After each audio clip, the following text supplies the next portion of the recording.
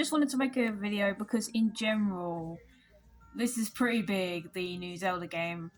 Thankfully, I read a tweet that wasn't spoilery, and all they said was that it was amazing playing 100 hours. These are like people that got the game early. Or they could be in a different time zone, meaning that they got the game legitimately like early too. So I may as well take this time to talk about my experience with Breath of the Wild and why I fell in love with Zelda through that game. It was Christmas 2020. We got through the god awful year, and I was like, alright, let's get into Zelda. Earlier in the year, I got into Animal Crossing, so let's open it up. Man, that end to 2020, it definitely made up for the horrible stuff we went through then. It was magical from beginning to end. Obviously, to talk about its brilliance, I'm gonna have to go into spoilers for Legend of Zelda Breath of the Wild, so I'll give you a bit to click off.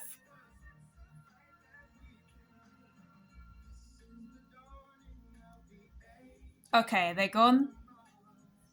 Okay, I'm gonna assume anyone who doesn't want to be spoiled is gone now. So Breath of the Wild's story is really interesting. It runs off of flashbacks, which are optional that you can get.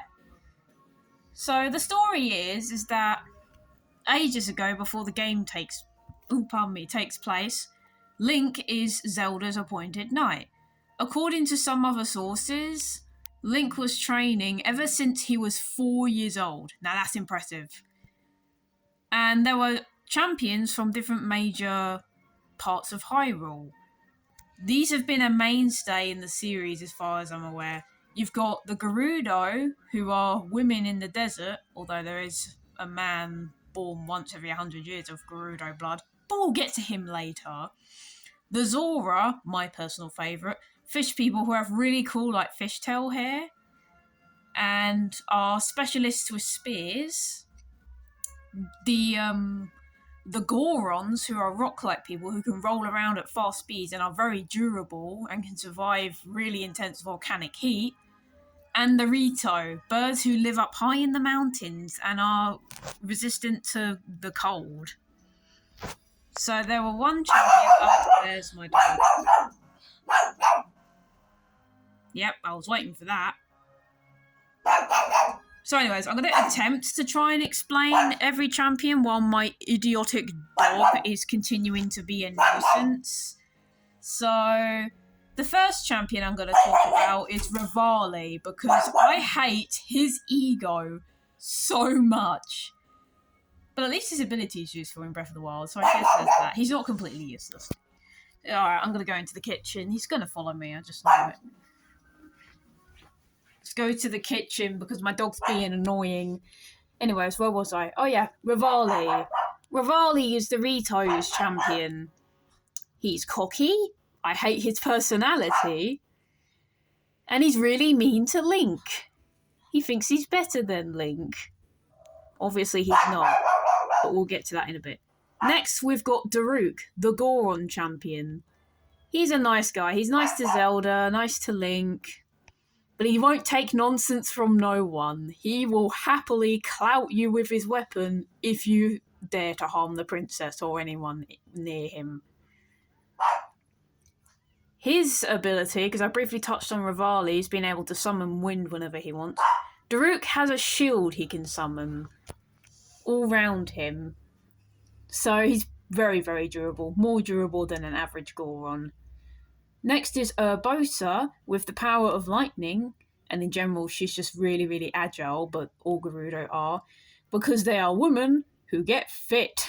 They have big muscles. And lastly, I've saved my favourite for last, Mipha, the Zora champion. She can heal any wound. Unfortunately, she's not as battle-equipped as the other three, because as a Zora, she's incredibly susceptible to electricity, so if she was to get shocked, it's probably not going to go well for her. But for what she has, she does try her best, and I just love her design. She's also the smallest in height, which is adorable. I love that. So, you're probably wondering, if they're such cool characters, why are they only in the flashbacks? This is gonna probably make a lot of people sad, but they died before the events of Breath of the Wild. They all had a giant robot each, known as a divine beast, and they all resembled an animal. Rivali had a bird one, Daruk had a lizard, Urbosa had a camel, and Mipha had an elephant. Their robots got taken over by Ganon, Calamity Ganon at the time, not the Ganon we're all familiar with. He's like a more spiritual form. He sent the Blight Ganons into him, which are bosses you'll encounter a bit later in the game. And he killed them all. He killed them all, which is really sad. Except Rivali, I'm kind of indifferent to Rivali being gone. So Link, there's one cutscene, again, spoilers if for some reason you stuck around to hear about the champions, but nothing else. He's protecting Zelda from a guardian at one point. He's pretty badly injured, and Zelda unlocks her sealing power. As another point of the cutscenes is to learn just how much of a struggle Zelda went through to be able to keep Ganon at bay while you play throughout the entire game. Kind of impressive if you think about it. So, the big point of Breath of the Wild is that it's an open world game, and one of the best executed as well. The Great Plateau is a brilliant tutorial area. It feels big as it is, and it does a very good job at teaching you the mechanics of Breath of the Wild, which is you go into shrines, which are like dungeons, but probably not as good. I don't know. I haven't played any of the more linear previous Zelda games, so you'd have to tell me. You get 4 spirit orbs and you can exchange them for more stamina or an extra heart. Here's my tip from me to you. Prioritize stamina. You will thank me later. I did that. I reached max stamina and now I feel like a god. So, once Link is injured and Zelda has her brief moment of, oh my god, I did it, she gets some of the Sheikah clan, which I'll get to in a bit, to take Link to the Shrine of Resurrection on the Great Plateau, where he sits in there for 100 years, and then he gets back to life, no problem, and that's where the game starts.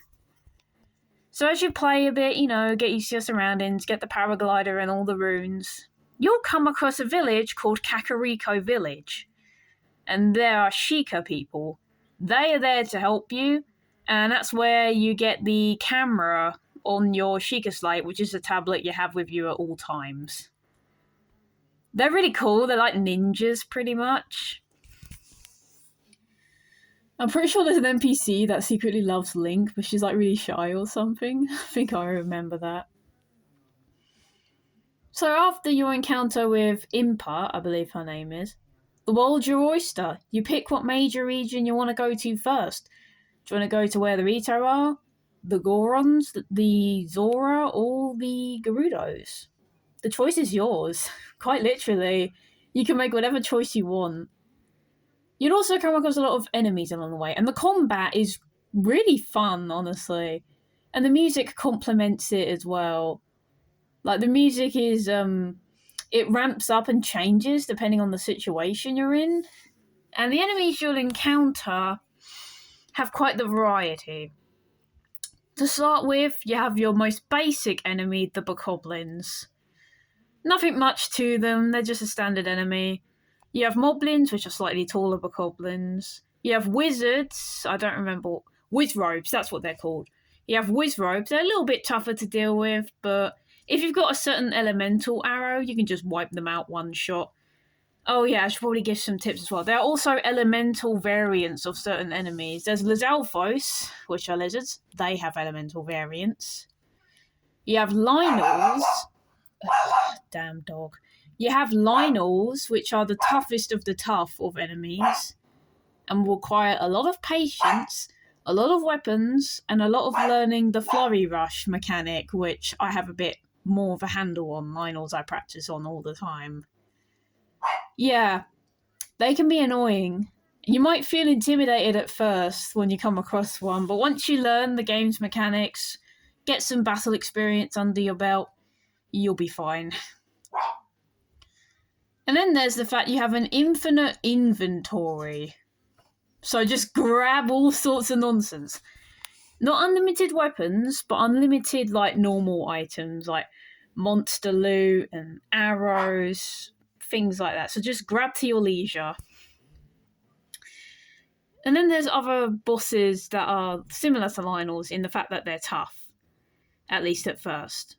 You got Hinoxes, which are Cyclops creatures. You got Moldugas, who can only be found in the Gerudo region. What else? Stone Taluses, which can be found in many different spots.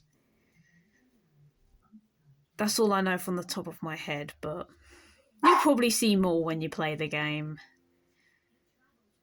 And then there's Hyrule Castle, which is the end game, pretty much. The funny thing about Breath of the Wild is that it will let you go in right away when you start the game. I don't recommend doing that, but it's a choice that you have nonetheless. Oh, god damn it. Get a dog, they said.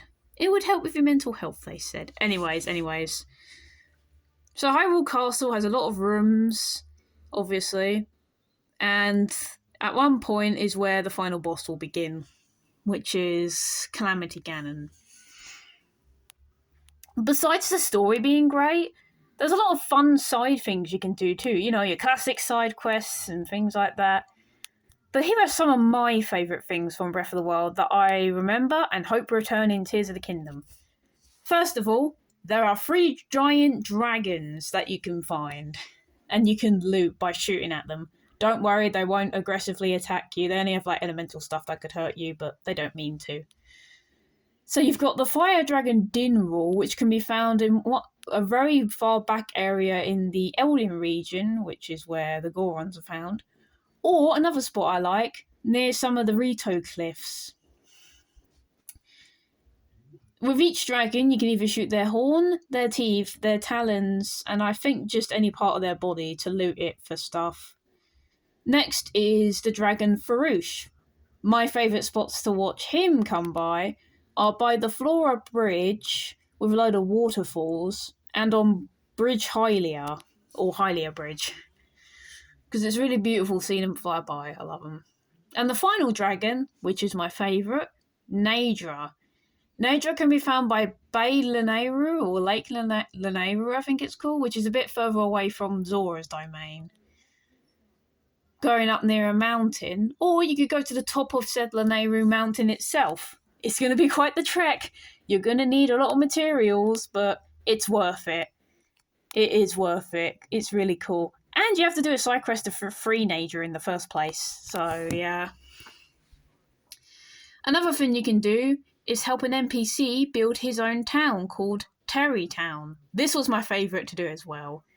Chop down some trees, get some wood, make him some houses, and then he'll say, I want to marry someone. So you're like, okay, I'll go find someone. It was so sweet watching the marriage play out. It was really wholesome. I loved it. I still love going there when I play Breath of the Wild. I hope it's still there in Tears of the Kingdom, and hell, maybe even better. So that's a fun thing I recommend you do. The next thing I recommend you do is find the Heart Lakes. There are 2 of them. There's the Fixed Heart Lake, which is where you watch a man fall in love with a Gerudo woman, and you can find lots of hearty radish there. Those are good healing items. And the Broken Heart Lake, which is just a broken heart, and only one guy's there who's like, oh, I really want to find love, and you just kind of ignore him, and you're just like, okay, you go do that. And this is a really beautiful one. This is like the development team knew about. Satori Mountain, named after Satoru Iwata, one of the developers at Nintendo, who sadly died of cancer near the time, so they dedicated a whole area for him, and it's gorgeous. I've been there. And it's a rare thing you can find a special horse. Sadly, you can't take it in and own one. You can just kind of run around it for novelty. Is the Lord of the Mountain, which I guess could be a subtle jab at Satori himself, which, that's pretty wholesome. The cherry blossom there is beautiful, and in general, it's just a lovely place to go. If you're a Nintendo fan and you loved Iwata, definitely go to Satori Mountain. It is lovely. And there's probably some smaller other regions, which parts of the region which you can go into. But there's a lot of fun things to do. One of the biggest things which you can encounter anywhere is a bird, or a Rito should we say now, called Cass. He plays an accordion. Every time I'd hear him throughout my first playthrough, this was before the channel was made, I dropped everything I was doing to go find him. But to be honest, it's worth talking to him. He might give you a shrine quest, he might give you a bit of guidance, and it might just be a fun experience to go find him. So I recommend go looking for Cass as well. He's a good guy. He's a chill dude. So, in general, Breath of the Wild is an amazing experience. And I'm even more excited for Tears of the Kingdom. If everyone is saying that it is maybe even a bit better than Breath of the Wild, damn, we're in for a playthrough. Unfortunately, I will not be replaying through Breath of the Wild. That'd be way too stressful. But I did promise my youngest brother that once Tears of the Kingdom comes out and everything's sorted, I'll hand him down Breath of the Wild so he can re-experience the magic that I did all the way back in 2020. So yeah, I recommend Breath of the Wild. It is amazing. For such a tonal shift from all the other Zelda games, I applaud Nintendo for going the open world route and executing it so beautifully. And yeah, Tears of the Kingdom will be that, but more, with more creativity and, oh look, we can go in the sky now, and things like that. I also have some Breath of the Wild amiibo too, which I might show you. As a matter of fact, let's go see them. Alright, and we are now in my room, so let's show you my Breath of the Wild amiibo. First up is the Bokoblin. I got this one a lot later. Found it at an antique, no, not antique store. It's like a gaming kind of store at a slightly better price. Yeah, there's the common enemy type if you were curious to how they looked. They're going to get mightier horns next game as well. Gives you basic weapons. That's about it. Yeah, I forgot to mention amiibo. They double up as collectibles and free pickups for games. Next is Rivali. As much as I hate Rivali, you can't have all the champions without Rivali. At least it gives you bows. For years, I thought Rivali was a girl because of the hair. Pretty dumb, isn't it? When you have context of the games. Right. Next is Daruk. Look at that big boy. I wasn't joking when I said Gorons are quite durable. Look at that weapon. He can smack that in your face, no problem. That's only if you insulted him. He's a nice guy. I love the cutscene, spoilers again, but for the DLC this time, where he ends up helping rescue a dog, and he's scared of dogs. That's really wholesome. Then we've got Bosa, the girl boss, as most of you will probably think, especially if you've seen her fight enemies. Crazy red hair, absolutely jacked. May not have the traditional woman's face, but I don't care. She's too cool. And the last one, which again is my favourite, you'll see why in a moment. Mipha. She has her light scale trident, I believe it's called. And she's like a pinky red colour. I love it. And her little jewellery that she wears is beautiful as well. And while I have her here, she was Link's childhood friend and their relationship grew so close. She wanted to kind of marry him, but she died, which is really sad. She made special armour for Link because with Zora, for the person they're in love with, they make special armour for them. Which again, is really sad because she dies. Yeah. That's all my amiibo. You can see I have a Mipha bias because she's been on screen a bit longer. So yeah, might as well build up your hype for Breath of the Wild and Tears of the Kingdom to an extent by showing off what the champions look like and a common enemy. So yeah, this was a much longer video than I was expecting, but Breath of the Wild is one of the best games ever made. you should get it.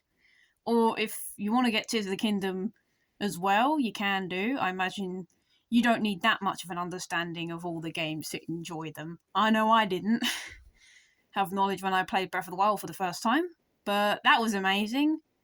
Anyways, this is a much longer video than I thought. So thank you for watching, for those who are interested in Breath of the Wild and Tears of the Kingdom, and I will see you May 12th eventually.